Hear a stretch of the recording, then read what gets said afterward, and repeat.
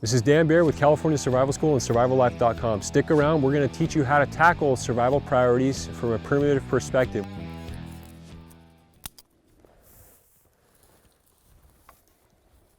So at this point, I have ribbing going down both sides.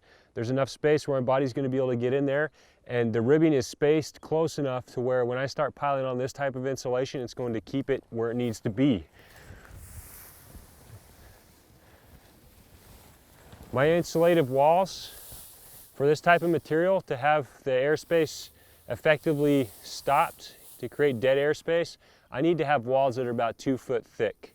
So a good way to measure that is I grab my ridge pole and I measure out to my shoulder. That's a good 2 feet, and that's what I need here to have an effectively insulated shelter that could keep me warm down to freezing temperatures.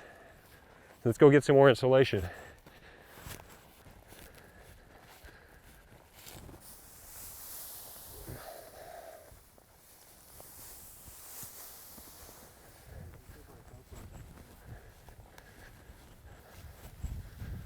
One of the most time-consuming aspects of getting a shelter is gathering insulation, and it's actually the one that should be paid attention to first.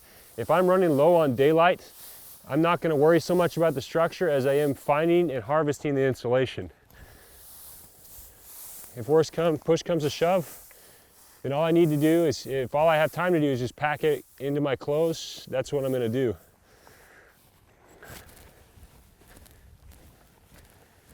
Depending on how much insulation is available, it could take a couple hours to do this. It could be pretty quick if you're effective at it, if you've practiced. We still got a ways to go. You always want to be efficient, lazy but effective.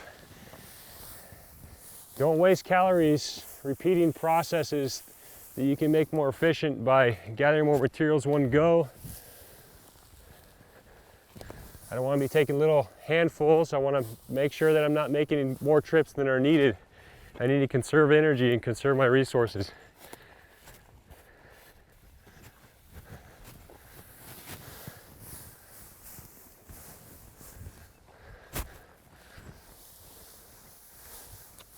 To make an effective shelter, I need to make sure that my walls are 2 foot thick all the way around. I don't want any spots where that's not happening. Right now, if I reach into my ridge pole, most areas I'm still only getting about a foot. So even though this may look well insulated at this point, if I want a really well insulated shelter, I need to keep going.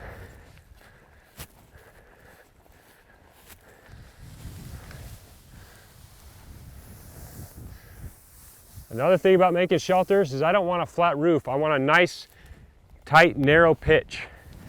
The more narrow the pitch, the easier it is for the water to run off. If it is raining,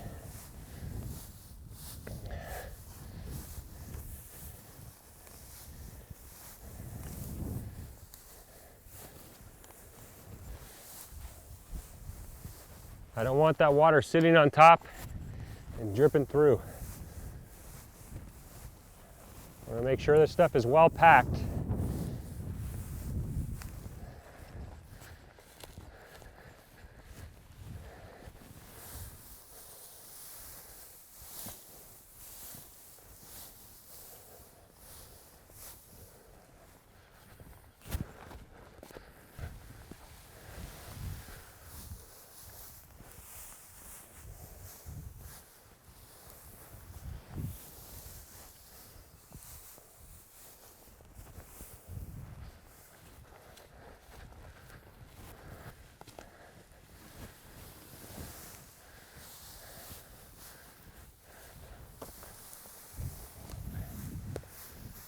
You can do 100 of these as an exercise and even get into them and feel like they're pretty comfortable.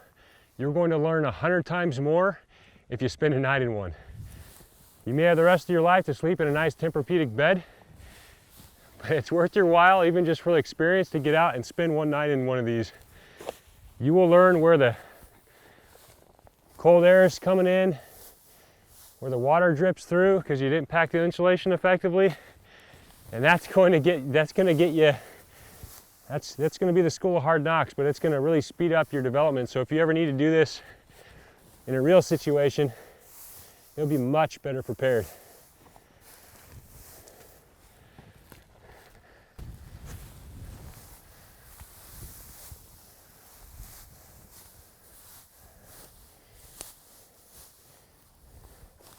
In the dead of winter, snow can make an effective shelter barrier or insulator as long as it's not touching your body. Snow is 90% air. So I can do the same thing with snow as long as it's not touching my body and I effectively brace it so it's not going to collapse on me.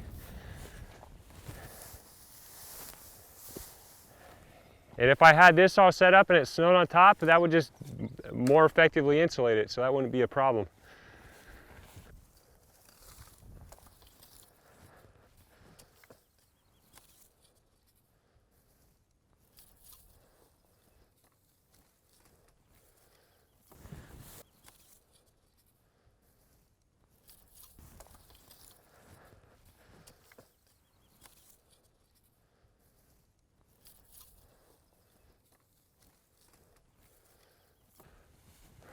So my walls right now are getting pretty thick.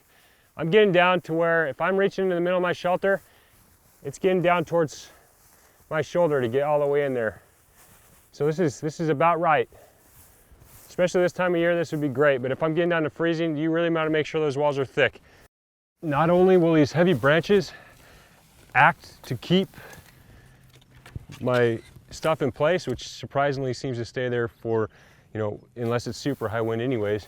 But not only will it keep it in place, it also acts as a way to channel the water down off your shelter. It acts almost like shingles to channel the water down if it's raining.